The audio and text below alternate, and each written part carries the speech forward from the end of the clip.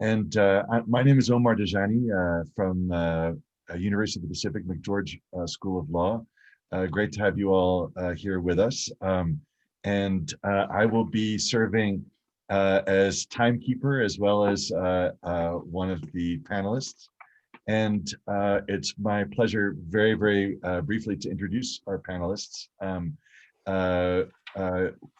In order of how we'll speak today, we have Aslı Bâli, who is at UCLA Law School, and we've got Omar Shehabi, and Omar is currently at Yale Law School, completing his JSD, and I'll be speaking as well. And then finally, Sujit Choudhry is with us, and he is a guest researcher at WZB Berlin Social Science Center, as well as the director of the Center for Constitutional Transitions.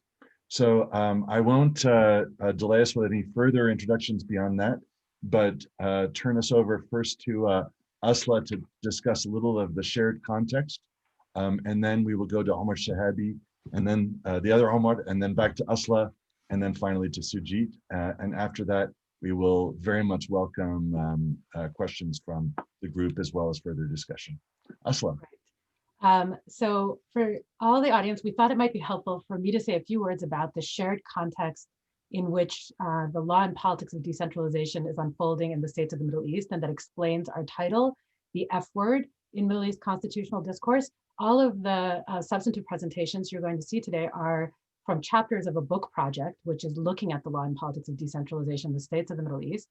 And we consider this an important contribution, partly because it's very much understudied in the literature, but also because there are interesting experiments underway in a region that is marked by a shared context that has had a profound influence in framing political cultural responses to proposals that might be described as federal in other contexts, but in this context really can't be framed in those terms. So there are three categories of crisis in the region that we identify in the book project: those related to authoritarian governance, those having to do with longstanding frustrated self-determination claims, which is the topic this panel will address, and then those that are tied to civil conflicts that have resulted in partial or total state collapse in the Middle East. And we argue that versions of decentralization and federalism offer sound policy across all of these cases, and in some instances may even be the only path forward, an argument we explore in the post-conflict state reconstitution context. But the deep aversion to anything that might be described or analogized to federalism in this region remains a profound obstacle. That means that even where this might be the only path forward, it might equally be foreclosed. So before going forward with our substantive presentations, I was asked to offer a brief presentation on this shared context that explains the aversion and suggests why federal and other decentralized models of governance might nonetheless be a plausible and even indigenously rooted path forward. So the two main imperial experiences that characterize the region prior to the 20th century are the Ottoman and Pahlavi experiences, both of which were centered on models of decentralized imperial rule. Long histories in some parts of the region really were characterized by a very thin central state and significant local autonomy. A great example of this is the autonomy that the Kurdish community experienced in both the Ottoman and the Pahlavi empires. But this came to a brutal end at the turn of the 20th century. The collapse of the Ottoman Empire and the dismemberment of the empire gave rise to a different shared experience, which is that of partition, which affected certainly the Arab territories of the post-Ottoman period, but also actually Turkey. So there were very few states in the region that exist today that didn't somehow go through this experience of dismemberment. Iran and Morocco are the two exceptions, but they were also marked by the experiences of their neighbors. The remainder of the Arab countries in the Middle East and North Africa, as well as Turkey itself, were subjected to forms of partition determined by imperial external powers and the setting of borders in ways that were contrived as a consequence of negotiations with outside powers rather than internal choices. In addition to this experience, there was also the fact that both of the prior empires had adopted in the 19th century a defensive model of centralization of state power as part of their modernization drive, precisely to resist European pressures, military and otherwise, on their continued imperial rule. And this experience of centralization came to very much mark the states that emerged out of the imperial ashes of the region. So these states were characterized by late state formation, which is of course true of across the post-colonial world, and emerged at a time when developmental theories emphasized models of centralized top-down state planning for purposes of rapid economic development and industrialization, what was popularly understood to be the modernization theory. But they also, while these theories and these challenges of late state formation and development are common across much of the global South in the post-colonial period, this region in particular also inherited this earlier conception that in order to defend against external pressures, the state must centralize and impose from above both bureaucratic control, fiscal control, and securitization of the borders. So as international financial institutions shifted gears away from modernization theory and towards economic liberalization in the 1970s, they also embraced models of decentralization. Economic liberalization took hold in the Middle East as it did in much of the global South under these pressures, but resistance to decentralization remained a stubborn feature of the region, with especially the reality of its geopolitical significance in the Cold War and after the Cold War, and particularly in the War on Terror. These states continued to experience a high threat level and defensive reliance on a highly centralized state in ways that simply weren't the case in Latin America that experienced transitions away from military rule, or in Eastern Europe where post-Cold War transitions featured models of decentralization and liberalization that simply were not able to take hold in the region. So that is a very brief introduction to what we take to be the features of the shared context of the region that unites the cases that we explore in the book, and more specifically, the cases that we explore on this panel. Did I keep the time? Absolutely, spectacularly, in fact. Thanks very much, Aslı. Omar Shehabi is going to speak to us next about Morocco and Western Sahara. Yeah, well, thanks for that, Omar, and Aslı as well. But Omar, I have a question for you. If what Aslı said is true, that this is that aversion to federalism is a common thread, then my question is, who came up with this cheeky title for the panel? So I have to confess that the title for the panel was to some extent stolen from our friend Shibli Malat, who wrote a piece called The F Word, describing federalism in the Middle East and in Israel-Palestine context in particular for Lawfare a couple of years ago. So fine, fair enough. Fair enough. Well, I can assure from my part that I can assure any scolds in the audience that who think that the F word has no place in high-minded discourse of self-determination, that there will be no F-bombs dropped in my presentation, because Morocco, very much like the case studies that Aslı mentions, has no experience of federalism. It's strictly decentralization here. I should just say quickly, though, before I start, that I am here in my capacity as a aspiring academic, would-be academic. My day job is as a lawyer with the UN, and although I don't work in anything as high-minded as war and peace and self-determination, all the same, I should say that my views are not those of the UN or anyone other than me, frankly. So with that out of the way, yeah, so decentralization in Morocco, and by extension in Western Sahara, is occurring under the moniker of advanced regionalization, which was launched in 2010. And is linked to the 2011 constitutional reforms. We'll get into that a bit. But the reason why there's no talk of federalism and only of decentralization is because the Moroccan constitutional discourse, and now I'm speaking of this 2011 constitution mainly, reinforces really a unitary national identity. So it prohibits any ethnic or regional parties. Its preamble speaks of Morocco being the organic blend of its Arab and Berber and Saharan Hassanic elements, and those elements in turn being the common provenance of all Moroccans. And it's really worth unpacking that term Saharan Hassanic. It's used in the constitution in lieu of the phrase Sahrawi. And Sahara means what it says. Of the Sahara, Hassanic means those who speak Hassaniya, the dialect of Arabic that's spoken in southern Morocco, and Western Sahara, as opposed to Darija, which is the dialect spoken elsewhere in Morocco. And so by identifying Saharan Hassanic as a regional cultural and linguistic trait, Morocco is making the point that these traits can be acquired by anyone who takes up residence in what Morocco calls its southern provinces, i.e. in Western Sahara. And that really tells you how Morocco views the question of Sahrawi and self-determination as a domestic constitutional matter that is to be achieved first through integration into the national body politic, and then through autonomy. And the Advanced Regionalization Program, which is linked to these constitutional reforms, calls for symmetrical autonomy. And because in this narrative, Saharan identity or Sahrawi identity isn't based on any immutable characteristics, there are no legitimate national aspirations for Morocco to answer to. And so there's not really a self-determination question to resolve, except through a consolidation of that state building project that has been underway since 1956. And you have to bear in mind too that Morocco has a unique colonial history. It's partly French, partly Spanish, internationalized Tangier, phased independence achieved forcibly vis-a-vis Spain in southern Morocco. And with that in mind, the integration of Sahrawis into the body politic makes sense as a continuation of the state building project. It's a coherent narrative at the domestic level, unless you were to accept that Morocco is plurinational in the sense that it's Jabli and Susi and Rifians and have all these constituent nations, and the state rejects that. So at the domestic level, that's the narrative. But this integration, then autonomy strategy obviously hasn't been Morocco's international posture, right? Because Morocco has participated since 1990 in the UN political process on Western Sahara. It sat at the table with the Polisario Front, which is the internationally recognized representative of the Sahrawi people.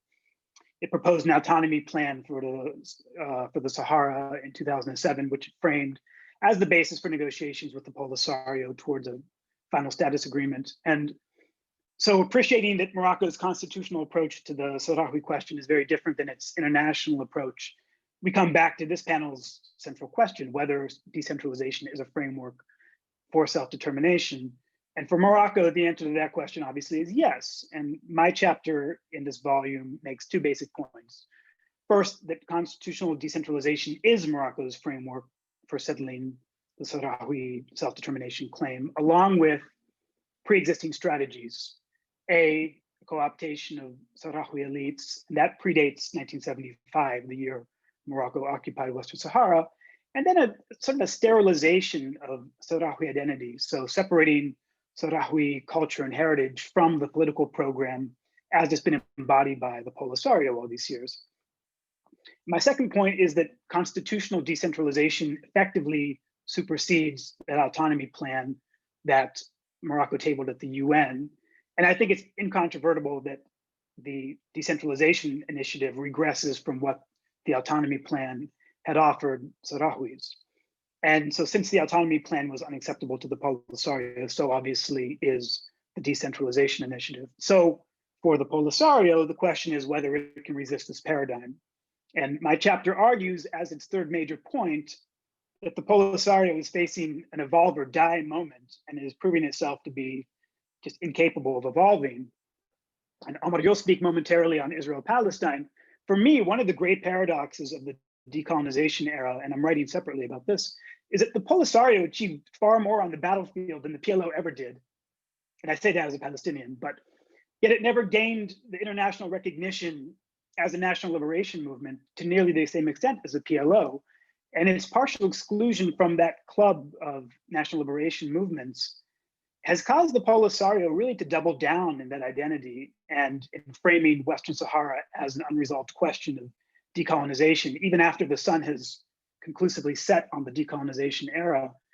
And the problems with that framing are many, but just to go through some of them. One, you posit Morocco not only as an occupying power, but as a colonial power. And Morocco objectively doesn't fit the mold of a colonial power. In fact, regaining Western Sahara, which it did from Spain, let us remember, in the last days of General Franco, is part of Morocco's own anti-colonial narrative in which the Polisario thus plays the role of neo-colonial stooges. Secondly, like the idea of implementing decolonization now is incompatible with on-the-ground realities in Western Sahara. The colonial borders are meaningless to a far greater degree even than in Israel and Palestine, when you consider that Moroccan settlers outnumber native Western Saharan Sahrawis roughly 4-1. Many of the settlers are themselves Sahrawi from southern Morocco, and there's no real differentiation between the two populations. And because Sahrawis are deliberately overrepresented in the national parliament and in local government through the Moroccan state's manipulation of party candidate lists, that's part of that co-optation strategy I mentioned. And third, maybe most importantly, the Polisario's framing of this conflict is at odds with the evolution of the international law governing self-determination claims or nationalist claims since the end of the decolonization era. So I would defer to Sujit's infinitely better knowledge in this area of constitutional transitions, but my read of contemporary international law, and I would say that the dissolution of Yugoslavia is really the inflection. That contemporary international law valorizes self-determination settlements that involve autonomy, that involve phased and conditional arrangements, international supervision, power sharing, and maybe most of all, the national liberation movements or governments in exile are brought into a constitutional political process, and the Polisario rejects all of that wholesale. So to go back to Aslı's point, it's not just that Morocco would never spring for the F word, neither would the Polisario. And when you consider that independence is no longer an absolute right, even amongst the world's few remaining colonies, that in the decolonization era, these kind of cultural considerations about a people's suitability for self-governance, whether they have a capitalist or socialist orientation, that was explicitly not a legitimate basis for denying independence. And that's just not the case anymore. And Morocco has friends in high places, and namely France and the US, and they question the Polisario's governance capabilities. They question its, vaguely socialist homespun ideology and its nominal more than real Algerian and Cuban patronage. And they argue that Western Sahara would be a microstate that would be overrun by terrorism, add volatility to an already volatile Sahara-Sahel part of the world, jeopardize the stability of the Moroccan regime. And they made that last point may have some validity because the king of Morocco does derive his legitimacy in part from being the guardian of the state's territory within its authentic borders. So will Morocco's strategy for settling the Western Sahara self-determination claim work?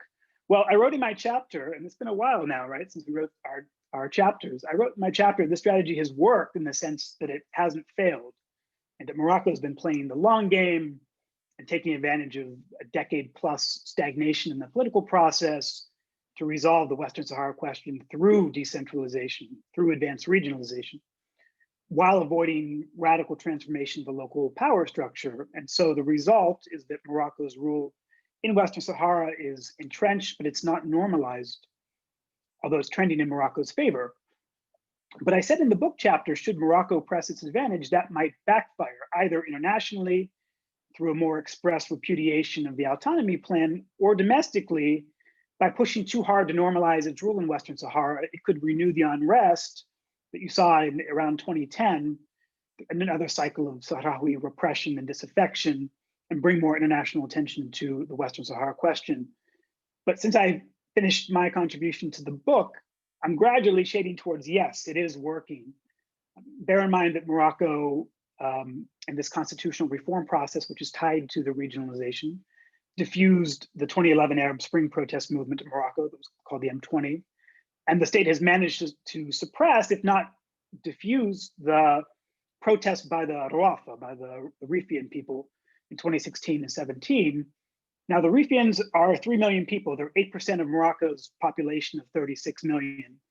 Okay, the southern provinces, which includes all of Western Sahara and then some, are 600,000 people, less than 200,000 of whom are Western Saharan Sahrawis. Even if you add in the Sahrawi refugees from the camps in Algeria, who number between 100 and 150,000, Morocco can handle this. And the last thing I'd say is that Morocco has rejoined the AU in 2011, the African Union, and is picking off the Polisario's remaining supporters in Africa one by one. And one last thing, and that is a renewed talk of US, Israel, Morocco agreement under which US would recognize Moroccan sovereignty over Western Sahara in exchange for Moroccan normalization with Israel. And I think that the future for the Polisario and for the nationalist movement for Western Sahara is in real trouble. So I'll stop there. Great. Thank you. Thanks very much, Omar. That's fantastic.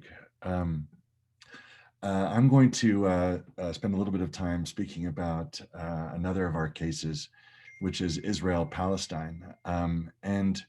This is, to be honest, one of the cases that motivated us to undertake this study. And that's for two reasons. First, because we were interested in exploring the extent to which forms of decentralized governance offered a viable alternative to partition, and in particular, to partition along ethnic lines into two states for two peoples, as it tends to be framed, which is also, of course, a framing that we run into in other contexts, partition as the only solution to identity conflict within the region. So we were interested in exploring whether decentralized governance offered a viable solution or alternative to that, but also whether it offered an alternative to iterations of a one-state solution, particularly those vulnerable to the problems associated with majoritarian politics. That said, as we plunged into the project, what we also realized was the importance of addressing the ways in which the currently existing framework for Palestinian self-government in the West Bank and Gaza Strip bears some of the hallmarks of failed decentralization efforts in other circumstances, and offers a cautionary tale about how a decentralizing initiative can work to subvert rather than to facilitate self-determination. And so in that sense, Israel-Palestine is an exemplar both of the emancipatory potential of using decentralized government as a framework for self-determination, and its potential to serve as a diversion from that goal. I would like to speak only a little about Oslo and to focus on the more hopeful dimension of this story, even if hopeful is not the same as optimistic when talking about Israel-Palestine.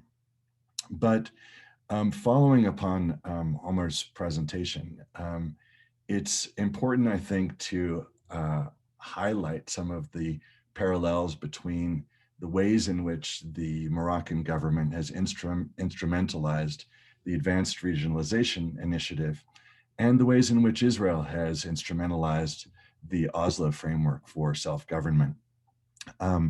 Like the people of Western Sahara, the Palestinian people are recognized to possess the right to self-determination. And of course, the international community has largely refused to recognize Israel's annexation of East Jerusalem or to encourage its annexation of other parts of the West Bank. But as in Western Sahara, a long-running, internationally mediated peace process has been steered into a cul-de-sac of limited self-government, preventing Palestinians from achieving national self-determination, and also at the same time allowing Israel to tighten its grip over occupied territory. Now, to be sure, this kind of diversionary exercise is not unprecedented. Alfred Stepan wrote about an analogous framework in relation to the Soviet Union's early efforts to divert self-determination movements that it had initially encouraged as a means of promoting revolution, but later found to be a problem in terms of its own territorial stability. And so using forms of decentralization, or in that context, federalism, as a means of diverting self-determination movements is by no means unprecedented. But what we see in the Israeli-Palestinian context is an array of limitations on powers held by the Palestinian governments in the West Bank and Gaza Strip that makes even the republics in the former Soviet Union seem relatively robust in powers. One of the contributors to our volume, Sari Bashi, writes at length about the ways in which under Oslo, the Palestinian Authority possesses responsibility without control. And in that sense, again, what we see is that a framework for decentralization is diverting attention from a long-standing peace process and at the end of the day, consolidating a framework that makes it very difficult for Palestinians to move in the direction of further independence. But even as decentralization has been deployed as a tool for subverting national self-determination in this context, its emancipatory potential continues to be clung to by movements for political change. And Aslı will be talking about this in another context shortly. But in the Palestinian and Israeli context as well, what we see is people thinking that it presents the possibility not only of achieving meaningful self-government for both peoples, Palestinians and Israelis, but also for transforming the structure and even the concept of the state. So the chapter that I have co-written with Dalia Shendlin, who's an Israeli survey researcher, takes a look at proposals regarding the creation of an Israeli-Palestinian Confederation. And this is something that's been proposed by a variety of different thinkers with varying political commitments and goals. But the proposals share an array of features in common. All imagine a union of two states whose common interests are managed by a layer of confederal institutions. Some imagine a thicker, some imagine a thinner layer, and whose citizens enjoy freedom of movement across the union's territory. They differ from each other, however, in some important respects. For example, with respect to how much each of the states in the Confederation would be decentralized. And this is one of the features that we find most interesting in the thinking that's being done on this front, the recognition that through a radically decentralized framework in each state, Israel and Palestine, it may be possible to shift some of the action from the level of national government, which might be an arena to which access is limited by Palestinian refugees on the one hand and Israeli settlers on the other, to a more local, the more local level of government. But I'm noting that I just have a couple more minutes, and in the interest of keeping my own time, I want to just highlight the ways in which these proposals articulate an emancipatory vision for Israel and Palestine. What they undertake to do is not only offer Palestinians in the West Bank and Gaza Strip liberation from the current one-state reality in which they lack both a state of their own and a voice in the election of the government that controls their lives, but also that these proposals are attentive to the desire of Israeli Jews for self-determination, affording an alternative to the emergence of a single democratic state in which Jews, already a numerical minority in Israel-Palestine, find themselves vulnerable to majoritarian abuse. Indeed, what's striking about these dynamics is that at present, this is a movement very much led by Israeli Jews. And I think it is for precisely this reason, the alternative it presents to a one-state solution, that they are enthusiastic. But in two ways, and I'll end on this note, in two ways, these proposals move beyond conventional nationalist self-determination paradigms, reimagining the relationship between territory, nation, and state by creating a set of shared confederal institutions and a regime of freedom of movement. they're better able than partition to accommodate the reality that the lands of Israel and Palestine occupy the same space, and that it is a territory to which both peoples have an attachment. And second, rather than succumbing to the logic of achieving mutual self-determination by dividing the territory into ethnic enclaves through gerrymandering or worse, ethnic cleansing, as some in Israel's government have advocated openly, they're built on the assumption that both states within the Confederal Union will be ethnically heterogeneous. Indeed, as I mentioned a moment ago, one of the proposals advocates radical decentralization of governance within each state in the Union as a means of reducing the stakes of national citizenship by making local government the site where most consequential decisions are taken. And so what we see in these proposals is an attempt to move beyond a usual holding together framework focused on the stability of borders to one focused on self-determination of both peoples. And I will leave it at that and turn to Aslı to take us home.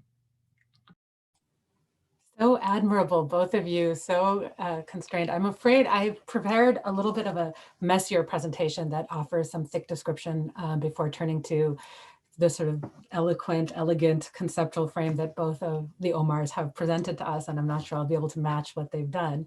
But my chapter addresses the Kurdish case with a primary focus on Turkey, but actually interested in the broader circumstance of Kurdistan. And as many on this panel probably know, the Kurdish territory is divided amongst 4 states in the MENA region: Iran, Iraq, Syria, and Turkey. It is the Syrian, Iraqi, and Turkish cases of Kurdistan, all of which were formerly Ottoman Kurdistan, that I'm most familiar with. And across Kurdistan, decentralization is the framework within which self-determination claims are currently being conceptualized, contested, and negotiated. In Iraqi Kurdistan, following an abortive 2017 referendum on independence, the Erbil, the government there, and the Kurdistan regional government now finds itself obliged to renegotiate its federal compact with Baghdad, through which the region had secured more sweeping autonomy, arguably, than any other subnational unit in the world, but has lost some measure of that autonomy and territorial control as a consequence of events that followed the failed referendum of 2017. Nonetheless, for the moment at least, any talk of independence is off the table, and the main avenue for self-determination in Iraqi Kurdistan remains the federal arrangement within the borders of Iraq. At the same time, Kurdish leaders in Turkey and Syria have begun to rethink nationalist separatism as well, instead embracing, and in the case of Rojava in northeastern Syria, experimenting with self-determination through a form of radically decentralized governance that they call democratic confederalism, following the theoretical framework developed by imprisoned Kurdish leader Abdullah Öcalan.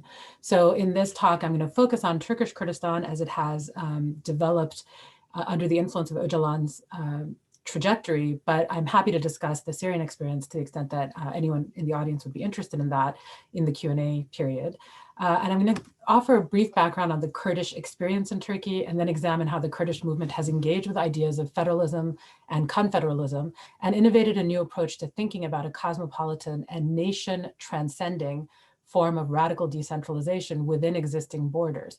Now, this is, as Omar has already suggested, Omar Dajani, an emancipatory vision of using decentralization, and what it has in common with those that he described in confederalism in the Israel-Palestine context is that it's very much a bottom-up grassroots conceptualization of how decentralization might be used as a vehicle for self-determination, which of course experiences nothing but sort of extreme skepticism, not to say militarized resistance from the state when it encounters these ideas. Okay, so first, the evolution of the Kurdish community's thinking from secession to devolution has occurred against the backdrop of its experience in Turkey. It's the largest ethnic minority, in fact, in each of the 4 states in which the Kurdish community is present, and very much so in Turkey, where the numbers are anywhere between 15 and 20 million Kurds in a country of 83 million. And Kurdish nationalism dates back at least as far as all the other major nationalisms of the region, certainly to the 19th century, very likely earlier, and was characterized by centuries of experience of semi-autonomous rule that was brought to an end in the aftermath of the First World War The Kurds initially secured commitments from European powers for a separate state, but were eventually partitioned between, in the post-Ottoman territories, Turkey, Syria, and Iraq. And in the Turkish case, the Kurdish community was subjected to a top-down assimilation and homogenization project that was part of the state's bid to build a kind of modern and secular body politic to match the goals of the state. The Kurdish community, more than any other in Turkey, resisted this project. And the consequence of that was a history of ethnic cleansing, mass deportations, massacres, destructions of villages that date back to the first decade of the Republic and persist to this day. The establishment of centralized political control over Kurdish territory occurred through martial law in Turkey as a consequence of this resistance, and has been characterized by periodic states of emergency, again, from the founding to the present. The response to this eventually became an armed national liberation movement under the PKK, an anti-colonialist Marxist revolutionary movement that formed in the late 1970s and launched an armed insurgency in 1984 with the goal of secession. From 1984 to 1999, there was a 15-year low-grade civil war in the southeast of the country, killing an estimated 40,000 largely civilian Kurds, and emptying hundreds of villages and altering radically the ethnic composition of the region, sort of along the lines that Omar described in the Western Sahara case, with enormous numbers of ethnic so-called Turks being transferred into the southeast and Kurdish civilians being driven out. As a result of Turkish state violence and ethnic cleansing campaigns, the Kurdish population is now distributed far more broadly between the southeast of the country and the urban centers in the west of the country outside of Kurdistan. A pro-Kurdish political party was allowed to form in the 1990s, which marked a phase of political contestation for Kurdish demands within the Republic's politics, with political parties being formed that directly aligned with the PKK and sought to assert much greater independence.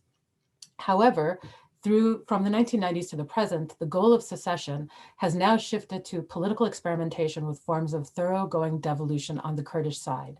The Turkish side, for its sake, has accorded a degree of cultural recognition and acknowledgement of Kurdish identity and political demands over the last 15 years, which are a sea change from the denialism that characterized the state from the founding of the Republic in 1923 until the early 2000s.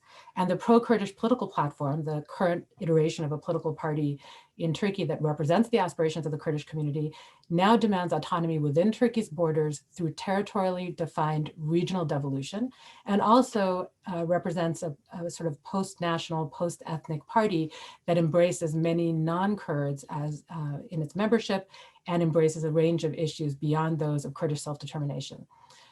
This period that began in the early 2000s was punctuated by state-led attempts at reconciliation and what's been described as the Turkish-Kurdish so-called peace process.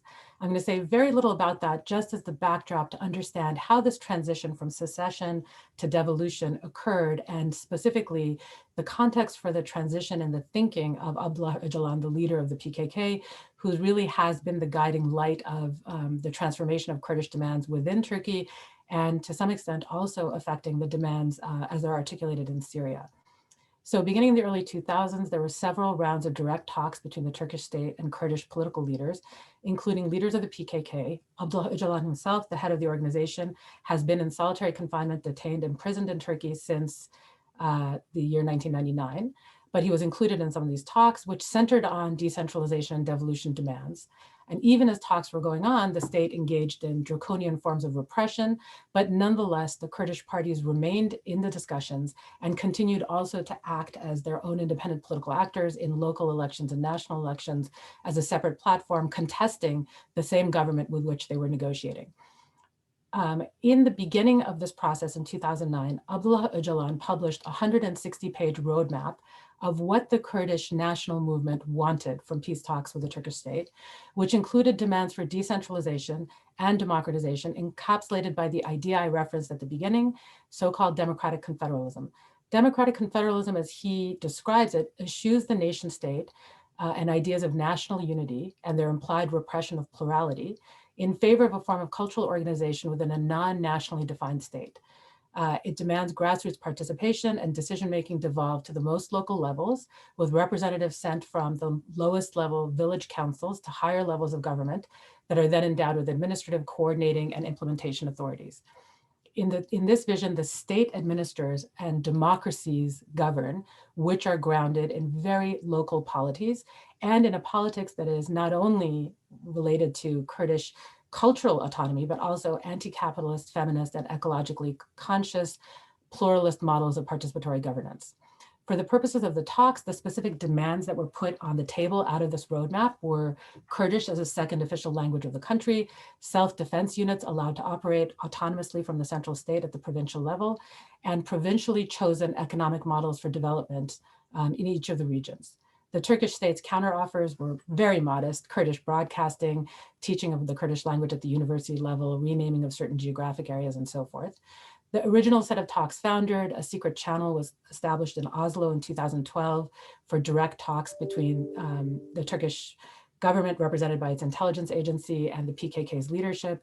And when those secret channels became public, when anti-Kurdish elements in the Turkish state exposed them, it initiated a public set of talks from 2013 to 2015, which brought new demands from the Kurdish side, including the release of prisoners, thousands of which had been rounded up in the intervening period, and various other democratizing initiatives that were now broader than anything having to do with the Kurdish context. For example, altering the threshold for election participation, or for being seated in parliament at the end of elections for the country as a whole. The AKP in this period engaged in growing authoritarianism, refused to meet Kurdish demands, and eventually the whole process foundered on the electoral ambitions of the AKP, which launched an elective war in 2015 against the Kurdish territories and brought to an end this period of negotiations. Despite this very repressive backdrop, Öcalan's trajectory has continued to move in the direction of deeper and deeper commitment to democratic confederalism. A structural transformation of the Kurdish movement and the development of democratic autonomy proposals has been the consequence of this trajectory. So this has included an evolution on his thinking about nationalism and decentralization as a vehicle for self-determination, a transformation of the means that the movement has embraced from armed struggle to political organizing, and the ends that they pursue from secession to decentralization, and a radical democratic agenda that takes the form of homogeneous federalism with a high degree of local accountability. Now, I'm just going to end by saying a little bit about placing Öcalan's model in the broader literature. What he's calling for, sort of taking away the language of democratic confederalism and focusing in on what the characteristics of the argument are, is a post-nationalist devolutionary federalism that is symmetrical but characterized by a mix of territorial regions, some of which are ethnically defined and some of which are not. This tracks the characteristics of the Kurdish community in Turkey, which are territorially dispersed in half the country. So 50% of the population is very much territorially dispersed in the West, and the other 50% of the Kurdish community is concentrated in territorial areas that are definitely ethnically defined. So the solution to the Kurdish question then is a democratic union of a variety of territorial regions that respects the territorial integrity of the state as a whole, democratizes the republic as a whole, empowers local government across all of the territory, removes prohibitions on language and culture, and respects, of course, the rights of national minorities, abandons a securitized approach to ethnic management, and calls for the participation of representatives of parties across all national minorities in political life. Currently, many parties that are identified with an ethnic community are not allowed to form in Turkey under the constitution. There is also a transnational dimension to this model, which I'm going to end on.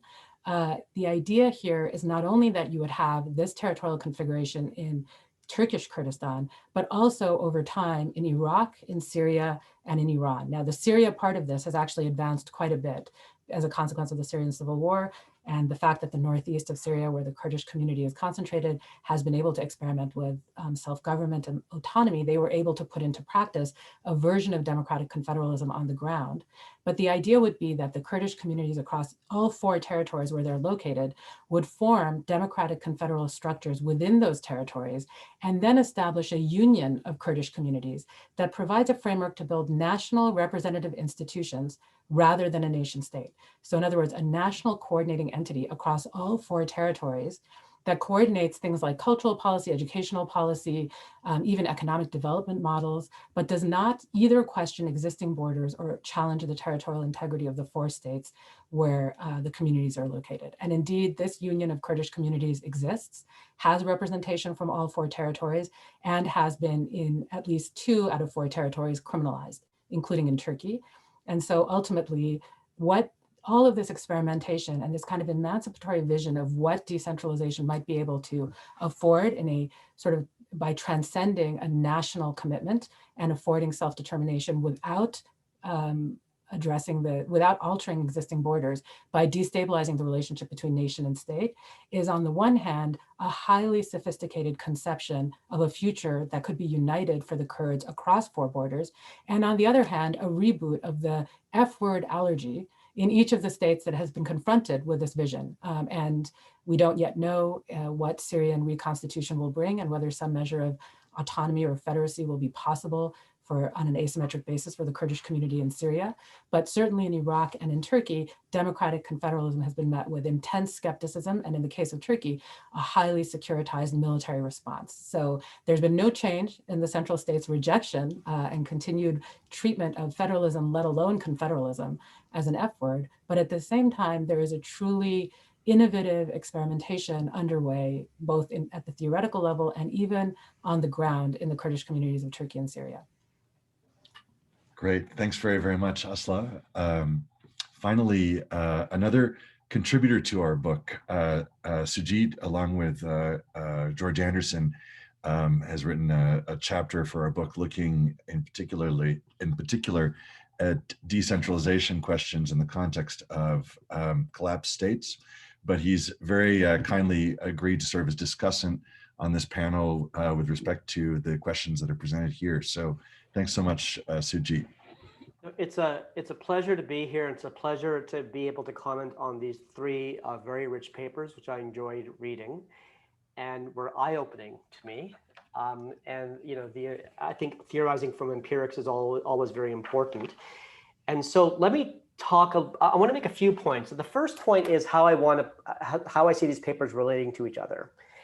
And so it was very nice. So there was a chapter or a draft chapter that you distributed that talked about Al Stepan's old distinctions between holding together, putting together, and then coming together federalism. And so and it seems to me that the 2 categories that are most relevant to the cases that we're discussing here are the holding together model and the putting together model.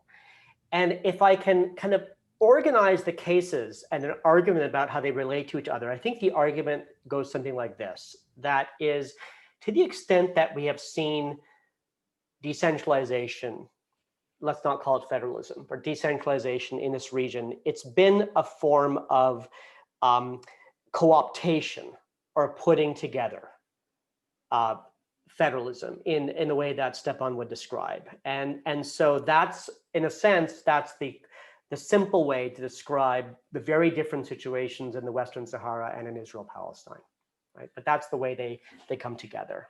And so there's a question is what's the way to respond to this type of nation building strategy or co-optation strategy? And so the traditional response has been to invoke the right to the self-determination, and particularly in its external manifestation.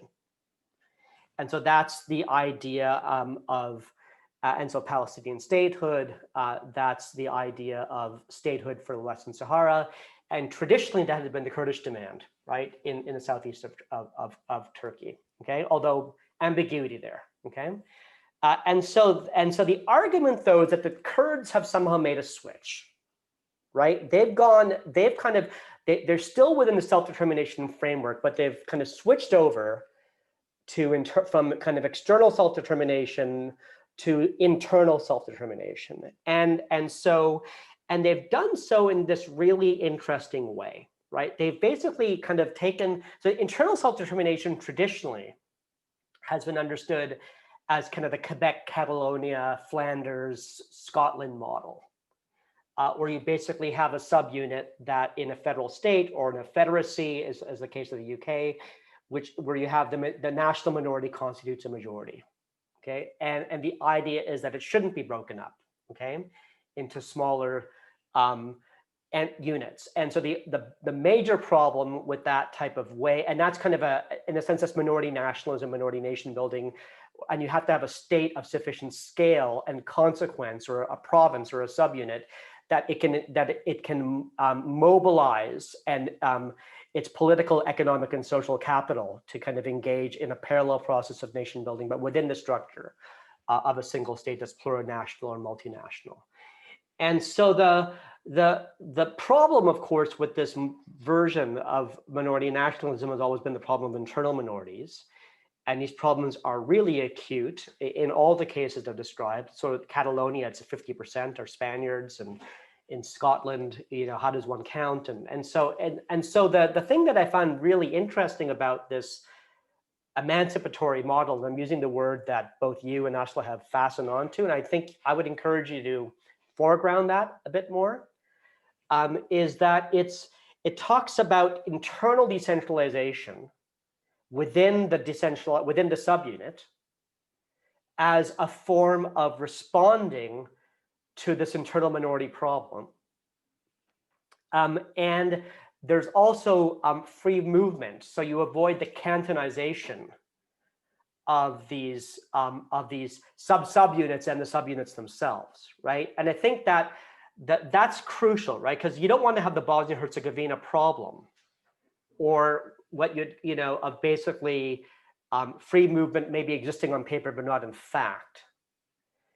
And nor do you want to have the Nigerian problem, right, of the Andogene, right, the whole phenomenon of these 36 odd states being the political imaginary being around these states as belonging to a historically situated and rooted community.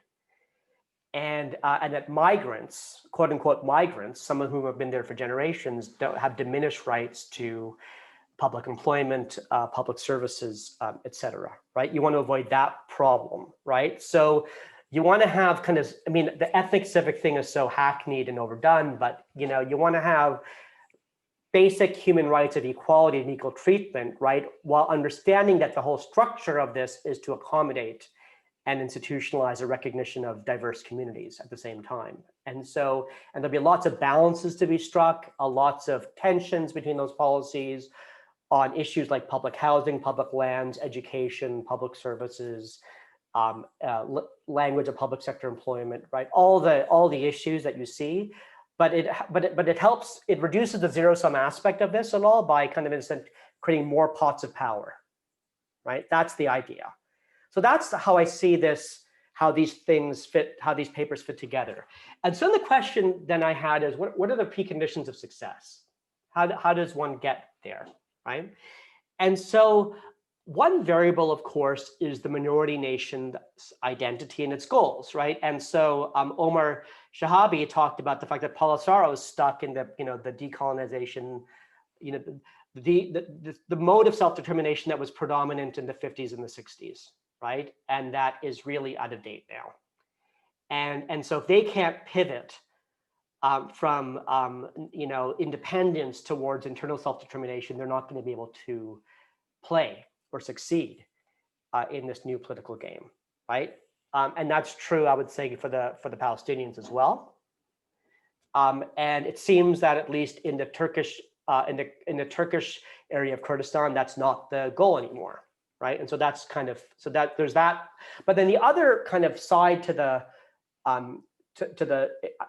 the picture, of course, is what the majority nation, how it imagines political community, right? And so in these cases, Omar Shehabi and Aslı talked about Turkish and Moroccan nationalism being capacious and integrative, right? In the, let's say, the French sense, right? Making, there might be all this internal diversity, but we don't see that. We just see Turks, we see Moroccans. And so the civic kind of republicanism. And so then the question there is, how does one move from that civic republicanism to this, whatever this is, because I don't want to call it plurinationalism or multinational federalism, because this is different than what that is. And the problem there is that, the integrative majority nationalism will take the people, the minority, they'll take their territory, but they won't take their identity, right? And so the issue, the gap, the delta there is over the identity, right? And there's no easy way to solve that problem, although I have an idea. Okay, and but I think in the Israeli case, it's more difficult because the nationalism is what I call identitarian, right? It's not integrative in the sense that it would be. Okay, and so they'll take the territory, but they wouldn't recognize the identity, and they certainly wouldn't want to take the people on as equal citizens. Right, that's how I understand it. So that's a fundamental difference between the Israeli case, I think, and the Moroccan case and the Turkish case. And that's a big practical problem. Okay, and I just don't know what one does about it. But I think one has to recognize that the context, the type of nationalism that you're having this dialogue with is different than the nationalisms that you see in Morocco and in Turkey, right? They have similarities, but they also have differences, right? How does one crack this open, right? Crack this open. And so one way to think about this, okay, is as follows, right? So Aslı, at the beginning of her first presentation, talked about decentralization in this region as emerging in 3 different types of contexts, right? So there's civil conflict or state collapse. That's what George and I are interested in because that's what we're working on, okay? And we're not talking about that here. Then there's self-determination claims, which is predominantly how you frame this panel. But then there's also authoritarianism. And in fact, in what I take it as part of the synthetic chapter that you guys sent me, you draw this distinction between democratization or democratizing decentralization and anti-authoritarian decentralization. And I just don't think that's a good distinction. And I think actually, here's why it's not a good distinction. Here's why it's helpful to kind of collapse it. Okay, so if you think about all these states in these, where there are these self-determination disputes, you have both a problem of a minority, right, seeking to assert a right to self-determination, but you also have histories of autocracy, right, among the majority. And so there is, whereas for the minority, decentralization, whatever you call it, is a way to kind of accommodate their identity within the context of a single state. Within the majority, decentralization is valuable for a different reason, which is a political competition. And the basic idea is that opposition, when you have an autocracy that's monopolized power, opposition parties need somewhere to live and survive so they can fight another day. And in a decentralized state context, that can happen in subnational governments.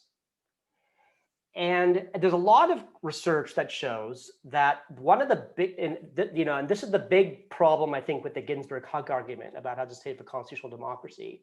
The big missing piece of that argument is the role of decentralization and federalism in checking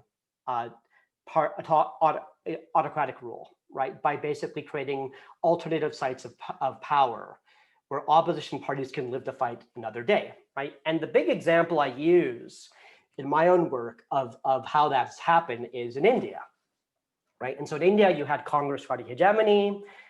Then you had basically had 2 forces. You had basically linguistic reorganization of all the states along linguistic lines, because the big fight in the 50s and the 60s turned out to be what the official language would be of all the states, because they were linguistically heterogeneous. Having English as an official language was not going to be an option, so they had to pick a vernacular language. And basically, the idea became, well, let's just redivide the state lines along language lines. Okay, and then that kind of crystallized. That reconfigured political space within those states, and you had linguistic parties arise. At the same time, in the Hindi belt, in the states that didn't reorganize, you had caste-based politics emerging because the Congress Party was resistant to reservations and redistribution of public sector opportunities on the basis of caste. Those parties took power in the states, and then Indira Gandhi's kind of two-year dictatorship ended in 1977 when she called elections, and she was defeated by a coalition of what was then the BJP, but also the socialists, but actually these linguistic-based and caste-based parties. Okay? And so the point was that kind of federalism saved India from autocracy, right? And if you view a lot of other examples, Mexico or in Malaysia, often the opposition, but ultimately takes on the dominant party, begins by capturing one or two states or provinces. Okay, so the point is, so how does this relate to the Middle East and self-determination disputes? The point is that there can sometimes, when you do constitutional politics, you have to build alliances among different parties or interests that might want the same thing, but for different reasons. And so, for example, in Sri Lanka, right, there should have been an alliance between the minority parties that were largely competing in the south against the Rajapaksas and the Tamils in favor of federalism, because they would both get something out of it, which was political pluralism. Okay, the same type of discussion is happening in Myanmar right now, where oddly enough, the military and the ethnic armed organizations both want federalism, because that's a way to check the power of Aung San Suu Kyi. It might be, it's odd, it could be how to think about what's happening in Sudan right now, right? Where West Kordofan, South Kordofan, and Blue Nile and Darfur have all entered into, separate peace agreements that are under the umbrella of the Juba Agreement. But they're small parts of Sudan. But the commitment is to a federal Sudan. And of course, the question is, what's the broader coalition they will build? And it could be built with the civilian opposition that's now in a power sharing arrangement in Khartoum. Okay, so they want this they want the same thing, but for different reasons. Okay, and so the question, and so when I looked at the Kurdish proposals, which I hadn't been aware of at all, what I found kind of fascinating about this is that there is a way in which that those proposals are not just about self-determination, but they're actually about political pluralism. And they're a way about fragmenting the power of a dominant party. And they should have broad appeal for that reason, right? And as you know, Aslı, the resistance, for example, to Erdogan has come from Istanbul. It's come in municipal elections, right? It's come in Istanbul, it's come in Izmir, I believe. And so in a sense, sorry, you're on mute. But essentially, one can generalize out from that idea, right? And so the idea then is to kind of create, is to link concerns about autocracy and democratization and checking backsliding with concerns about self-determination in maybe in a conceptually incoherent, but a politically coherent way. That brings together different interests around the same institutional arrangement. And so that's kind of my take on all this. And it was a pleasure to engage with all your work again. Thank you. Omar, could we take a sec to just engage and then open to Q&A? Of course. Thanks very much, Sujit. Aslı, go ahead. Yeah, I mean, I had two reactions. Great, absolutely great comments. I'm so excited that you took a look at that, even though it's a bit of a mess of a chapter. And I'd love any additional feedback. So first, on the Turkish point you made at the very end, had I gotten to it, the last thing I'd have said in my own presentation was that that is exactly where developments went in 2019. So the 2019 municipal or local elections demonstrated opportunities for compromise and cooperation in a more diversified political landscape in Turkey, where coalition politics emerged because the ruling party lost in the local elections, and therefore you now have political blocs that have emerged that are actually dependent on the Kurdish vote. And it was incredibly strategic and interesting. The Kurdish political platform, the pro-Kurdish political platform, HDP, which absolutely embraces the vision that you've just described, is pluralist, is internally feminist, it has all these characteristics. And I mean, this is the third largest party in Turkey. It's the third largest opposition bloc in parliament today. It's also the only one that has a green element to it, et cetera. They strategically held back in running candidates in order to get their electorate to support the CHP candidate in those three major municipal elections, specifically to build a kind of coalition politics, notwithstanding the fact that the CHP candidates had said things that were directly anti-Kurdish. They decided to look away from that. They're Kemalists, right? Right, yeah. In an attempt to say, look, we need a bigger, first of all, we need a bigger platform to oppose authoritarianism. And one of our major commitments is democratization across the board. And so we're prepared to make these interest convergence-based coalitions, which is exactly what you were speaking to a moment ago. That's exactly how they understand it. And the HDP is a microcosm of a platform that tries, it is able to mobilize a non-ethnically Kurdish vote in the major cities in the country, because it represents the only progressive political party that exists in the Turkish spectrum. And so people who want a progressive vision, whether for their city or for in national elections, have no other address to vote for, and increasingly vote in large numbers for the HDP beyond any Kurdish bloc. Having said that, what we track in the book, though, that I did want to also come back to is you speak to the idea that we need to align interests between parties. And one of the core themes of the book is that a mistake in some of this literature has been to disaggregate the different drivers of decentralization as if there's an exclusively self-determination-based decentralization and an exclusively anti-authoritarian, et cetera, that these in fact run into each other in a variety of ways. And it's understanding those intersections that's necessary for understanding the prospects for decentralization in this region. But having said that, what we find is that they operate at cross purposes at times, because the authoritarian central state is very adept at saying, here's deconcentration to address your anti-authoritarian concerns. But by the way, anything more than this is an attack on territorial integrity. So a mechanism for decentralization is best understood as these national minorities giving voice to these other concerns, and they may speak the language, and Turkey definitely does this in spades. Oh, they speak this beautiful language of pluralism and engagement and participation and ecological concerns and feminism, but what they are at the end of the day is a movement that is trying to dismember the state. Never forget that, and any element beyond this level of deconcentration that would accommodate decentralization would be the first step towards partition. And anybody who, I mean, everybody is a useful idiot that would in any way support this. And so decentralization is taken off the agenda precisely because the very thing that should drive interest convergence generates divergence through clever manipulation by the state. Can I come after Omar? I'm sorry. No, I was just actually, I was trying to point to you. So please go ahead. Well, something that Aslı's wonderful presentation on the Kurdish imagination relative to the PLO or the Polisario, it made me think, what's the difference?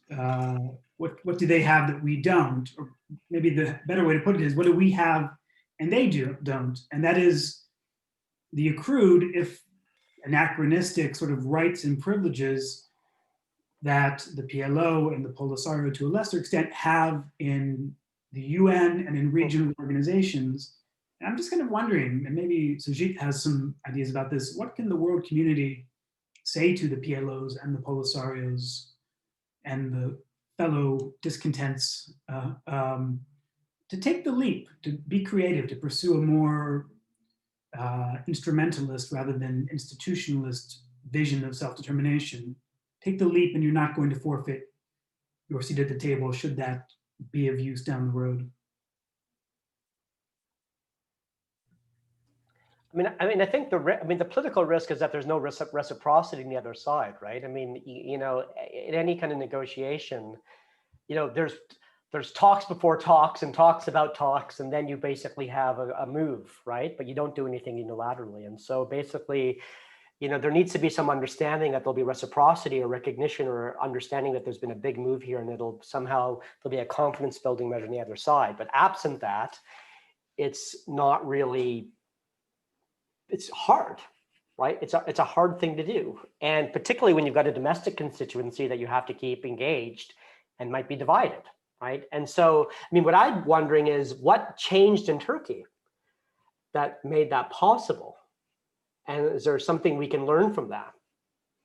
One thing that I didn't really emphasize, I think there are two things. First, international law as a context, another shared context for this region, actually is a confounding factor again, because even in the cases like the Polisario in Western Sahara and in Palestine, where there's a claim to recognize an actual right of external self-determination, in point of fact, international law has frozen in place circumstances that give even further advantage to the asymmetrically more powerful central state by making it the principal interlocutor in these institutions. And so in both the case of Israel and the case of Morocco, except the diversionary move on the part of these central states, as if it were indeed a step in the direction of realizing self-determination, further undercutting the power of the national minority movement and its goals. So actually the Kurds and the Palestinians and the Sahrawis are very similarly situated, but the Palestinians and the Sahrawis are even further disadvantaged by this false sort of promise, if you want, that international law provides. But the thing that happened, I mean, I'm not a believer in great man histories by any stretch, but the thing that is really distinctive about the Kurdish experience, and Öcalan plays an incredibly important role, not only in Turkey, he lived in exile in Syria for decades, which is why he's so influential in Syria. He spent more of his time as a guerrilla fighter in Syria than in Turkey. He was a leftist graduate student. He was a Marxist graduate student at the major university in Ankara at the time of the 1970s sort of tumult in Turkey around left politics. And then when the military coup came in, the Kurds, by the way, are like Kerala, if you want, in India, by far the most left-leaning community in the country and the leadership of the left. And so when the military coup came in and destroyed the left, it disproportionately destroyed the Kurds and put them, those who weren't disappeared or killed, into these horrific detention conditions out of which the armed insurgency developed. And so he was diverted from his course of graduate study into armed insurgency for 15 years, and then was put in solitary confinement, where he proceeded to read Benedict Anderson, Foucault, Murray Bookchin, all these crazy theorists. I mean, interesting, super interesting theorists, but you don't have a lot of other, movement leaders that are spending their time doing second and third PhDs. And all these published manifestos are essentially his version of political theory. Now, how many Foucauldians are going to want to engage with Öcalan as a political theorist? Not a whole lot. This isn't, high theory at the end of the day, but it is a reconceptualization of nationalism through a kind of new set of cultural instruments, if you want, that is, I think, distinctive in the world and worth studying. I mean, it's why I spend a chapter writing about a set of ideas that, in fact, except for the quite limited experiment in Syria, haven't been put in effect anywhere, but yet I think have tremendous influence and importance in shaping the direction of a very broad movement in the region. I'm sorry, Sujit, I'm going to give you a chance to speak in just 1 second. For those in the audience, if any of you would like to join in the conversation, please use Zoom to raise your hands, and I'll call on you in order. Sujit, go ahead. Yeah, I mean, it's not just actually reading Benedict Anderson, it's doing it, I mean, it's great, I mean, it's like, and what strikes me, it's a literate community, and it's also large. I mean, the Kurdish community is huge, right? Tens of millions of people across, I mean, what's the total population? Across 50 million across the region. Yeah, I mean, it's huge, right? 20 million of them in and it's a literate people with a reading culture, and they communicate, and so you can mobilize, right? I mean, those are kind of, and so the question is how, I mean, that's a particular type of context in which that's happened. Also, so how generalizable is that? I don't know. I mean, it might be quite special. It's special on a lot of levels. I mean, one of the things that we were looking at in another chapter, the chapter on Syria, was the striking difference between areas that were held by the Kurdish movements in Syria and areas held by other parts of the Syrian opposition. And by virtue of the fact that there was far greater measure of ideological cohesion within the Kurdish areas, what we also saw was a far greater measure of coherence in terms of the structures that were operating there, and integrity as far as the kinds of principles that they were adhering to, and a real sense that this was not just extemporaneous. This was the sort of fulfillment of a vision that was some years in the making. And you wonder, in relation to other contexts, without that kind of foothold and without the intellectual legacy of someone thinking about this, writing about it, creating a vision, how you advance the ball. And I think that those are challenges both the Sahrawis and the Palestinians have before them. But we've got folks although the online. Palestinians have a literate, highly educated population. Yes, they have visionary leaders, I mean, of an earlier generation, but who wrote beautifully and really inspiringly about emancipation. I mean, another thing that may be relevant here is that as a consequence of EU accession, the Turkish state wasn't able to just execute Öcalan in 1999 and instead put him in this like indefinite detention, whereas the Israelis freely assassinated anybody who showed the slightest sign of intellectual leadership or progressive commitments, and then you end up with Arafat. Right. Yeah. Let me open things up for our to our audience. Peter.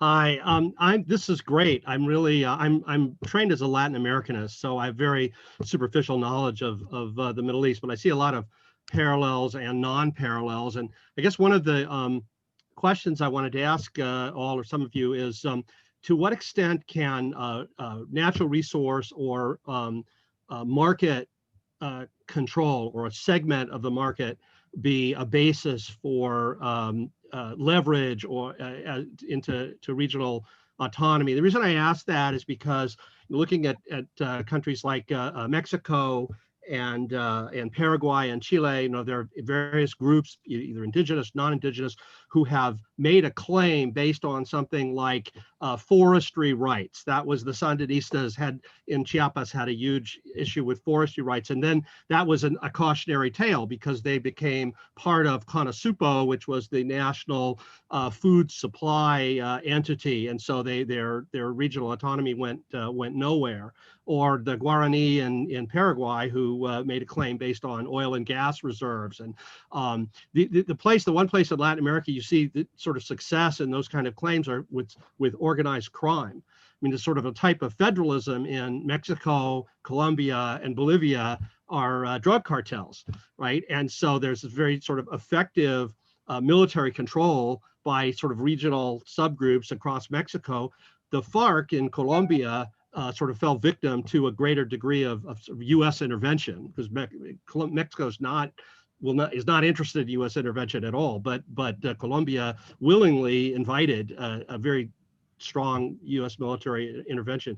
So anyway, I guess this question about does control over resources or control of the market sort of is that an entry point for regional stakeholders to in the Middle East to establish a claim to regional autonomy, both within borders and outside of borders? Because of course, Mexico and the United States, you have cross-border tribes that have a stake in the International Boundary Water Commission. I don't know if there's anything quite like that in the Middle East, but anyway, natural resources and markets. What about that? So maybe Omar and Aslı, and then Sujit. I don't know if you want to speak to Yemen in this context at all, but Omar or Aslı, would you like to address this?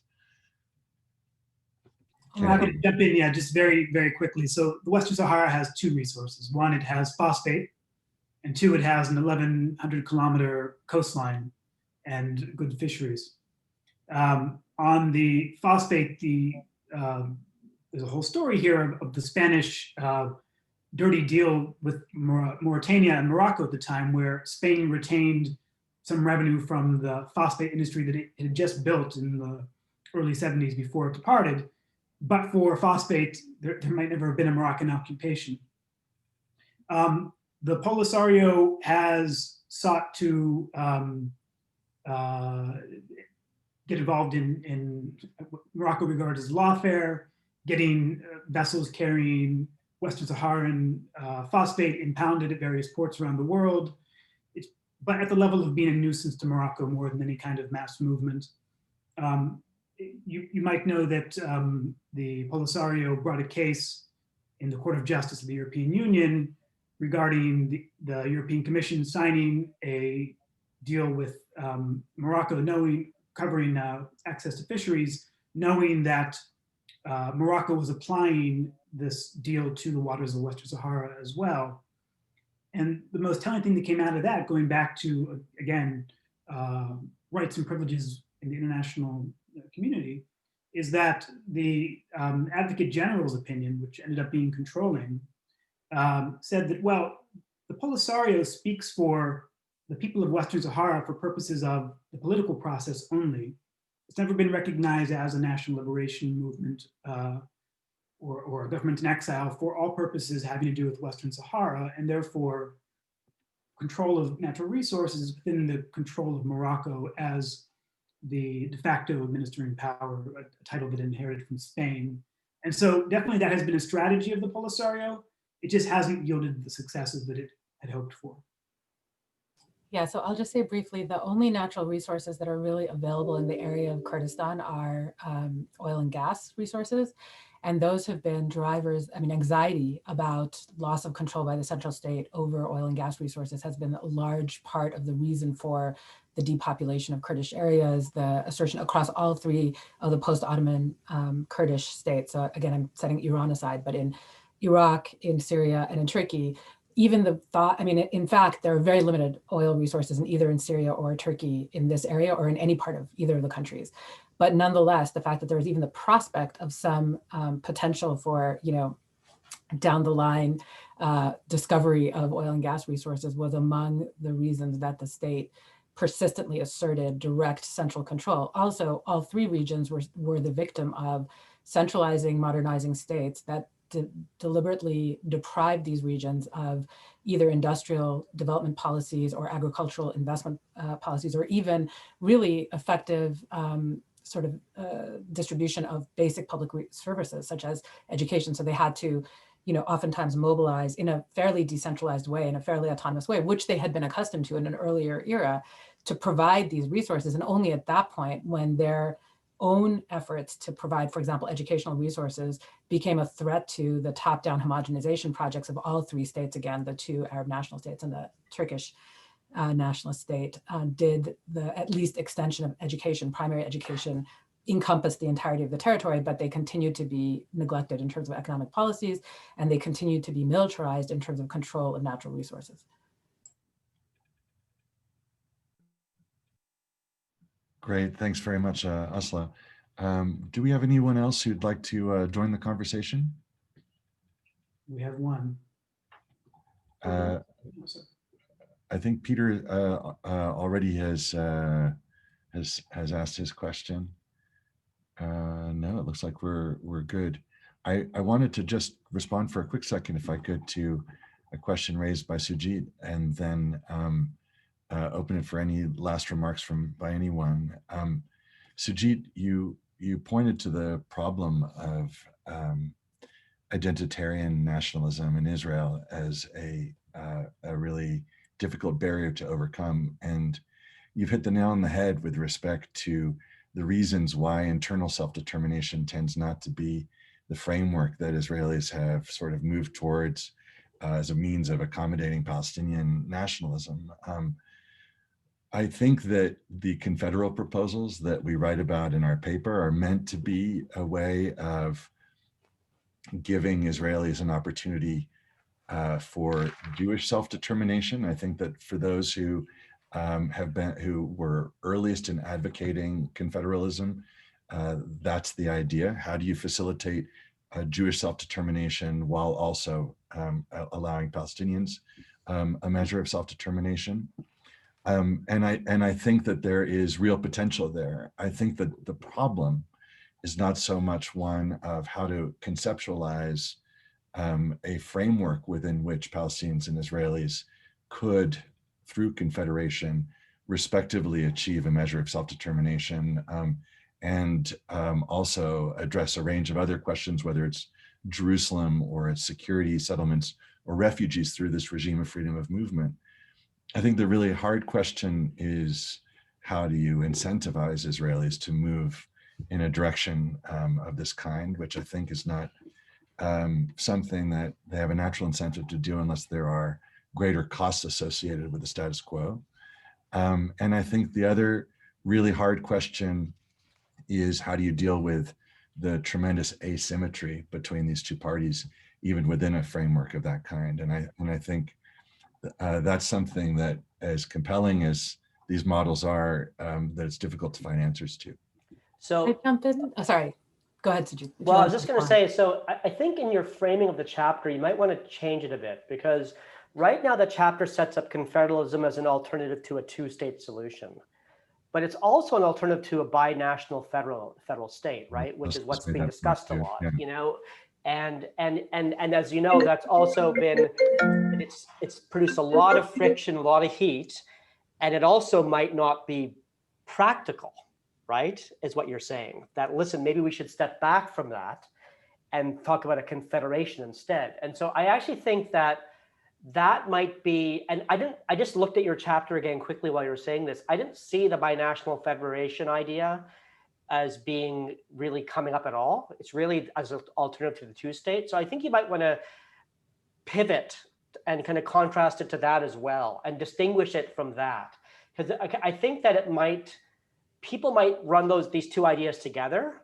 Mm-hmm. And I think that, as you've just explained to me, there's an important difference with respect to the idea of national identity. That is, in a sense, it is divided up in the confederal state, whereas, right? Okay, it's like, okay, we get it. There's two different nations here, and so we're not going to talk about an overarching single national identity. That's a different frame entirely for thinking about institutional design than the binational federation idea. And so I think it might be more profitable for your chapter to frame that as the counterpoint. And I mean, look, the two-state stuff is there. It's the background to both of these ideas. You've written that up already, but I think the binational federalism needs to come in. So that's an editorial comment. I appreciate it, and having heard it from Aslı, a similar comment from Aslı at an earlier juncture. I think when two brilliant minds say the same thing, one should heed the advice. So we will do.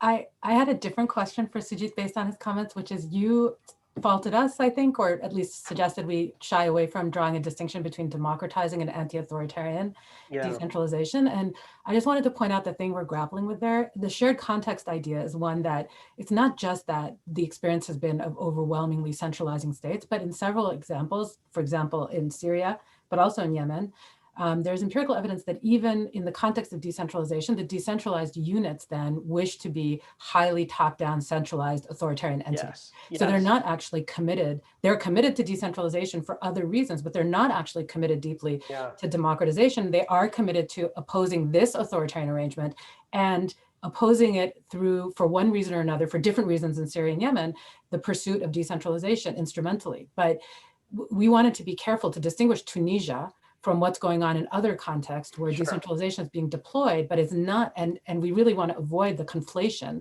because in this region in particular, if you really connect decentralization to democratization, you're tying yourself to an even more challenging knot of problems. Right, so I think that's the problem of authoritarian enclaves, right?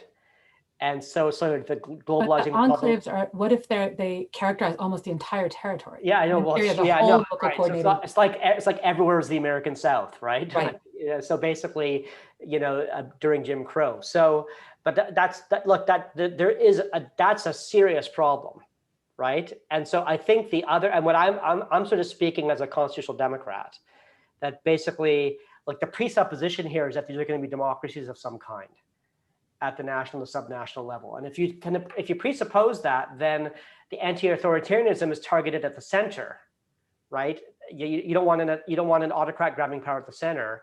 And so the challengers, are subnationally have to be democratic as well, because they want to replace him or replace her through. But what if they just want to replace him with their own authoritarian rule? Yeah, well, that's obviously. Well, then we're all. And I mean, the other thing is there value in having a comparative literature that looks at authoritarian forms of decentralization? We have a chapter on Iran in which Kian Tajbash demonstrates that there's real improvements in some areas, obviously not at all in liberalization, and there's no opposition party that lives to fight a different day in Iran by virtue of decentralization. There is. I mean, China, Vietnam, I mean, but I wouldn't mix those things up in this book. And I saw the footnote to the UAE as well, right? And I mean, that's a great example. It's the great puzzle, right?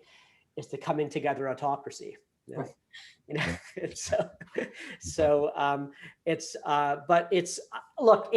I think this is where the question of the thematic as opposed to regional approaches sometimes pull in different directions, and so look, you've got the chapter, it's the chapter, right? But I think in terms of the conclusion, when you synthesize, you can abstract a bit and be a bit more selective and focused.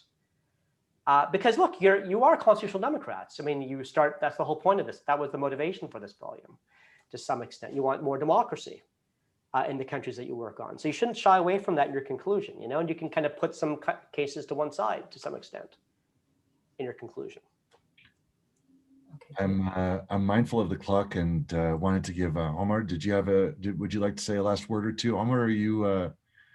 I'll keep my time. This is wonderful. I will say just on the point about elections, as I mentioned, that in Morocco, ethnic and regional parties are banned, and the Sahrawi electorate is a young one, if you will, in the sense that there really isn't at this stage any loyalty to parties. Most of the voting proceeds along tribal lines still Sahrawi politicians in the Western Sahara or the southern provinces change parties like we change underwear. Maybe that will change going forward. Maybe you'll see some sort of alignment between parties. Maybe you'll even see the emergence of a party that has majority support amongst Sahrawi voters, but at this stage, nothing on to that level. Great. Thanks very much. Thanks to everyone who joined us. We're really grateful that you shared some time with us virtually. Thanks to our panelists. Thank you particularly to Sujit for discussing our papers and offering so many thoughtful and really helpful comments. And we bid you all a really good afternoon or evening. Sujit, last word? Last word is congratulations on the volume. Thank you. And I know this has been a long, effort and made more difficult by some of your contributors. So but I think it's very timely, very important, and we should talk about how you want to disseminate the output as well, because I think you need to think much more broadly than the traditional academic circuit. Great. We agree. Thanks very much. Yeah. Fantastic. Well.